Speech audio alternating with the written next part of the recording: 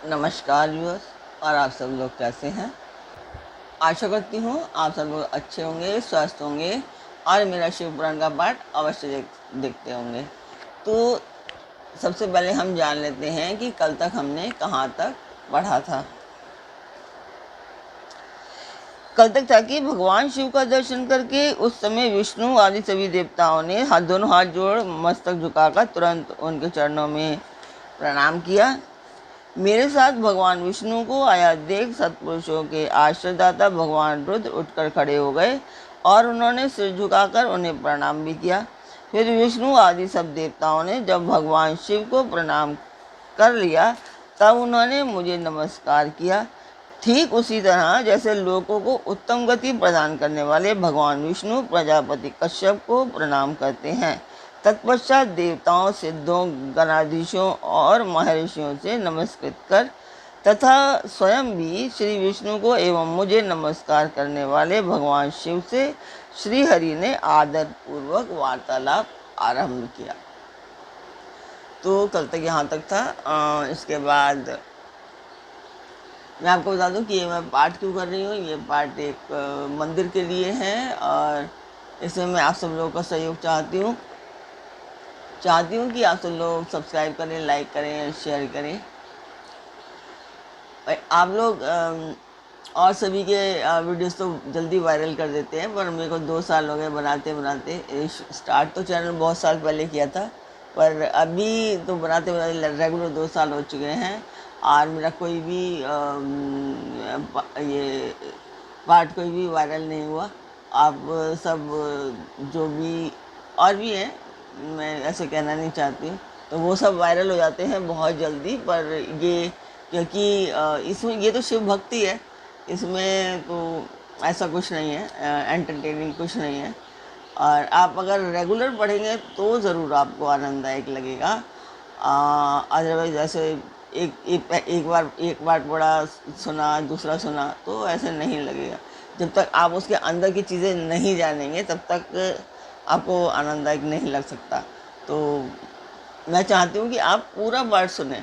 बेशक आप सामने बैठ करके ना सुने, आप उसको चला दें और थोड़ा सा ध्यान दे करके सुने। बस मैं इतना ही चाहती हूँ। और पाठ को पूरा सुने, तभी आपको अच्छे से समझ में आएगा और मेरा उद्देश्य भी पूर्ण हो पाएगा, जहाँ तक मैं उम्मीद करती हूँ। तो जिस मंदिर का मैंने वर्णन किया उस मंदिर की मैं वीडियो डालती हूँ, आप लोग देखें और मुझे बताएं कि आपको मेरा पाठ कैसे लगा। मैंने जो बताया क्या आपने उस तरीके से किया।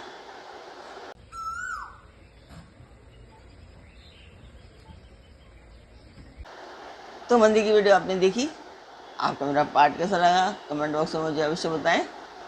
तो अब हम चलते हैं आज के पाठ पर।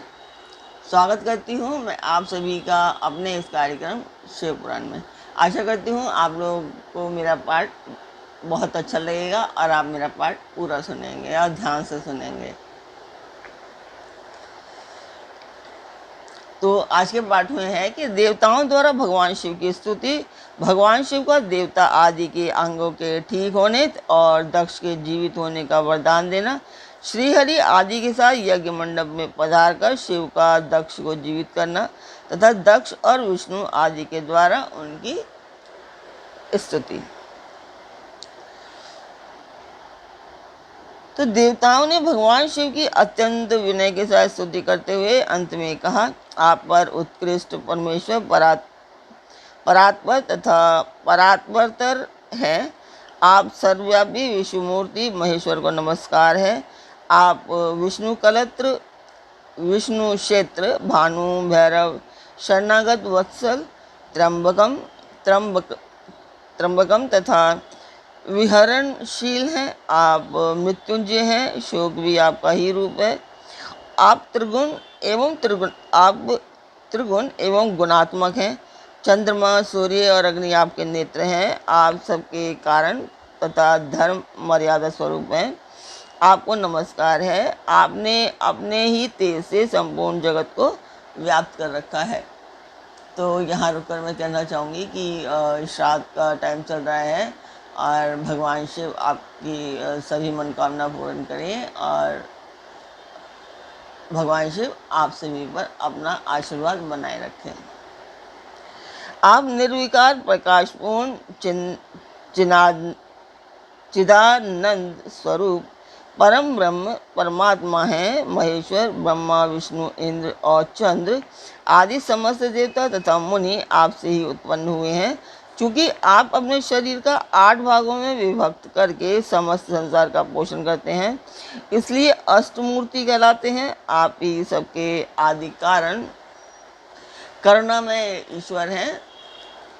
आपके भय से ये वायु चलती है, आपके भय से अग्नि जलाने का काम करती है, आपके भय से सूर्य तपता है और आपके ही भय से मृत्यु सब ओर दौड़ती फिरती है। दया सिंधु महेशान परमेश्वर प्रसन्न होइए, हम नष्ट और अचेत हो रहे हैं, अतः सदा ही हमारी रक्षा कीजिए। नाथ करुणानिधि शंभु, आपने अब तक नाना प्रकार की आपत्तियों से जिस तरह हमें सदा सुरक्षित रखा है, उसी तरह आज भी आप हमारी रक्षा कीजिए। नाथ दुर्गेश, आप शीघ्र कृपा करके इस अपूर्ण यज्ञ का और प्रजापति दक्ष का भी उद्धार कीजिए। भग को हमारी आंखें मिल जाएं, यजमान दक्ष जीवित हो जाएं, पूषा के दांत जम जाएं और भृगु की दाढ़ी मूछ पहले जैसी हो जाए। शंकर, आयुधों और पत्थरों की वर्षा से जिनके अंग भंग हो गए हैं, उन देवता आदि पर आप सर्वथा अनुग्रह करें, जिससे उन्हें पूर्णतः आरोग्य लाभ हो। नाथ, यज्ञ कर्म पूर्ण होने पर जो कुछ शेष रहे वह सब आपका पूरा पूरा भाग हो, उसमें और कोई हस्तक्षेप ना करे। रुद्रदेव, आपके भाग से ही यज्ञ पूर्ण हो, अन्यथा नहीं। ऐसा कहकर मुझ ब्रह्मा के साथ सभी देवता अपराध क्षमा कराने के लिए उद्यत हो हाथ जोड़ भूमि पर दंड के समान पड़ गए। ब्रह्मा जी कहते हैं, नारद, मुझ ब्रह्मा लोकपाल प्रजापति तथा मुनियों सहित श्रीपति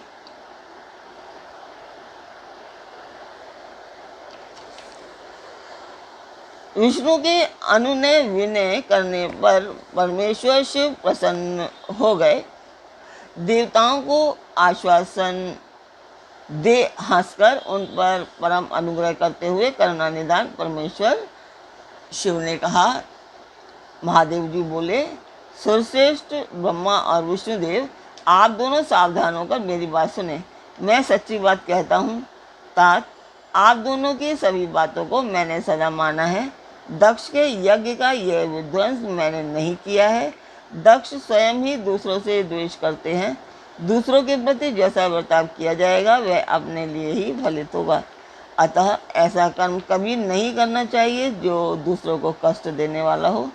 दक्ष का मस्तक जल गया है, इसलिए इनके सिर के स्थान में बकरे का सिर जोड़ दिया जाए। भक्त देवता मित्र की आंख से अपने यज्ञ भाग को देखें। तात, पूषा नामक देवता जिनके दांत टूट गए हैं, यजमान के दांतों से भली भांति पिस गए यज्ञान का भक्षण करें। यह मैंने सच्ची बात बताई है। मेरा विरोध करने वाले भृगु की दाढ़ी के स्थान में बकरे की दाढ़ी लगा दी जाए। शेष सभी देवताओं के जिन्होंने मुझे यज्ञ भाग के रूप में यज्ञ की अभिष्ट वस्तुएं दी हैं, सारे अंग पहले की भांति ठीक हो जाए। अधर्वयु आदि याज्ञिकों में से जिनकी भुजाएं टूट चुकी हैं, वे अश्विनी कुमारों की भुजाओं से, और जिनके हाथ नष्ट हो गए हैं वे पूषा के हाथों से अपने काम चलाएं। यह मैंने आप लोगों के प्रेमवश कहा है। ब्रह्मा जी कहते हैं, नारद, ऐसा कहकर वेद का अनुसरण करने वाले सुर सम्राट चराचरपति दयालु परमेश्वर महादेव जी चुप हो गए। भगवान शंकर का वह भाषण सुनकर श्री विष्णु और ब्रह्मा से संपूर्ण देवता संतुष्ट हो उन्हें तत्काल साधुवाद देने लगे।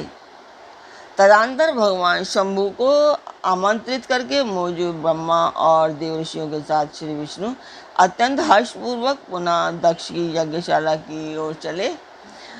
इस प्रकार उनकी प्रार्थना से भगवान शंभु विष्णु आदि देवताओं के साथ कनखल में स्थित प्रजापति दक्ष की यज्ञशाला में पधारे। उस समय रुद्रदेव ने यहाँ यज्ञ का और विशेषता देवताओं तथा ऋषियों का जो वीरभद्र के द्वारा विध्वंस किया गया था उसे देखा। स्वाहा, स्वथा, पूषा, त्रिस्तुष्टि, धृति, सरस्वती, अन्य समस्त ऋषि, पितर, अग्नि तथा अन्याने बहुत से यक्ष, गंधर्व और राक्षस वहाँ पड़े थे। उनमें से कुछ लोगों के अंग तोड़ डाले गए थे, कुछ लोगों के बाल नोच लिए गए थे और कितने ही उस सम्रांगण में अपने प्राणों से हाथ धो बैठे थे। उस यज्ञ की वैसी दुर्वस्था देखकर भगवान शंकर ने अपने गणनायक पराक्रमी वीरभद्र को बुलाकर हंसते हुए कहा, महाबाहु वीरभद्र, यह तुमने कैसा काम किया? तात, तुमने थोड़ी ही देर में देवता तथा ऋषियों आदि को बड़ा भारी दंड दे दिया। वत्स, जिसने ऐसा द्रोहपूर्ण कार्य किया, इस विलक्षण यज्ञ का आयोजन किया और जिसे ऐसा फल मिला, उस दक्ष को तुम शीघ्र यहाँ ले आओ। भगवान शंकर के ऐसा कहने पर वीरभद्र ने बड़ी उतावली के साथ दक्ष का धड़ लाकर उनके सामने डाल दिया। दक्ष के उस शव को सिर से रहित देख लोक कल्याणकारी भगवान शंकर के आगे खड़े हुए वीरभद्र ने हंसकर पूछा, दक्ष का सिर कहाँ है? तब प्रभावशाली वीरभद्र ने कहा, प्रभु शंकर, मैंने तो उसी समय दक्ष के सिर को आग में डाल दिया था, आग में होम कर दिया था। वीरभद्र की यह बात सुनकर भगवान शंकर ने देवताओं को प्रसन्नतापूर्वक वैसी ही आज्ञा दी जो पहले दे रखी थी। भगवान भव ने उस समय जो कुछ कहा, उस समय उसकी मेरे द्वारा पूर्ति कराकर श्री हरि आदि सब देवताओं ने भृगु आदि सबको शीघ्र ठीक कर दिया। तदंतर शंभु के आदेश से प्रजापति के धड़ के साथ यक्ष पशु बकरे का फिर सिर जोड़ दिया गया। उस सिर के जोड़े जाते ही शंभु की शुभ दृष्टि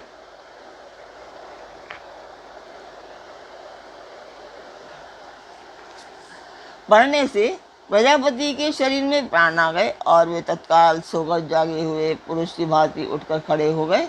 उठते ही उन्होंने अपने सामने करुणानिधि भगवान शंकर को देखा। देखते ही दक्ष के हृदय में प्रेम उमड़ आया।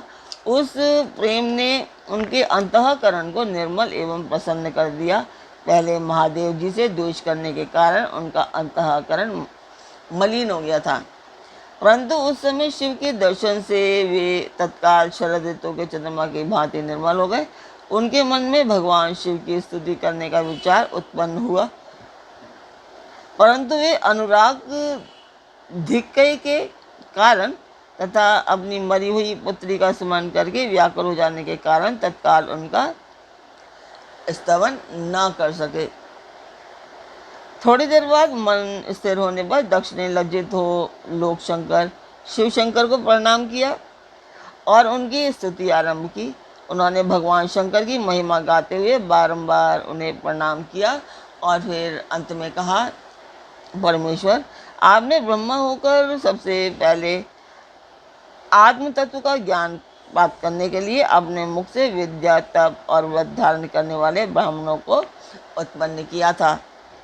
जैसे ग्वाला लाठी लेकर गांव की रक्षा करता है, उसी प्रकार मर्यादा का पालन करने वाले आप परमेश्वर दंड धारण किए उस साधु ब्राह्मणों की सभी विपत्तियों से रक्षा करते हैं।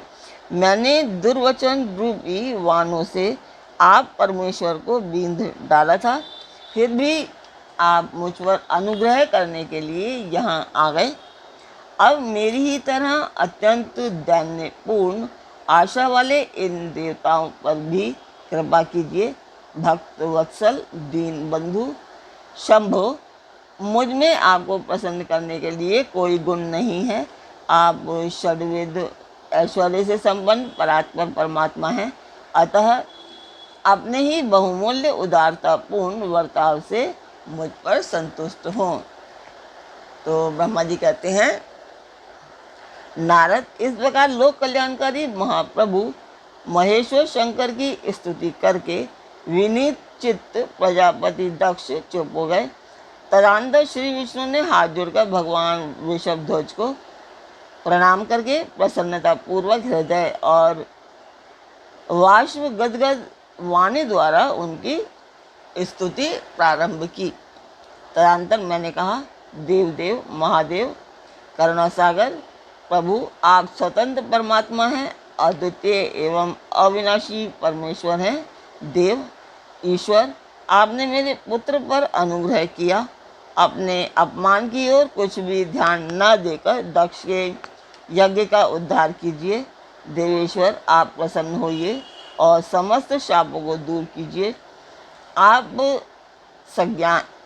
संज्ञान हैं, अतः आप ही मुझे कर्तव्य की ओर प्रेरित करने वाले हैं और आप ही अकर्तव्य से रोकने वाले हैं।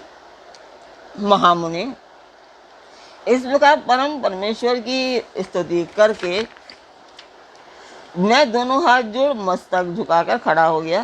तब सुंदर विचार रखने वाले इंद्र आदि देवता और लोकपाल शंकर देव की स्तुति करने लगे। उस समय भगवान शिव का मुखारविंद प्रसन्नता से खिल उठा था। इसके बाद प्रसन्न चित्त हुए समस्त देवताओं, दूसरे दूसरे सिद्धों, ऋषियों और प्रजापतियों ने भी शंकर जी का सहर्ष स्तवन किया। इसके अतिरिक्त उपदेवों, नागों, सदस्यों तथा ब्राह्मणों ने पृथक पृथक प्रणाम पूर्वक बड़े भक्तिभाव से उनकी स्तुति की। तो आज का पाठ यहीं पर पूर्ण करते हैं। कल फिर मिलेंगे एक नए पाठ में। आशा करती हूँ आपको मेरा पाठ अच्छा लगा होगा, आनंददायक लगा होगा और आपने पूरा देखा होगा। तो कल फिर मिलेंगे एक नए पाठ में, एक नई उमंग, एक नई तरंग के साथ। तब तक के लिए, कल तक के लिए आज्ञा दीजिए। ओम नमः शिवाय। आप सभी पर, मेरे सब्सक्राइबर्स पर शिव जी की कृपा हमेशा हमेशा बनी रहे।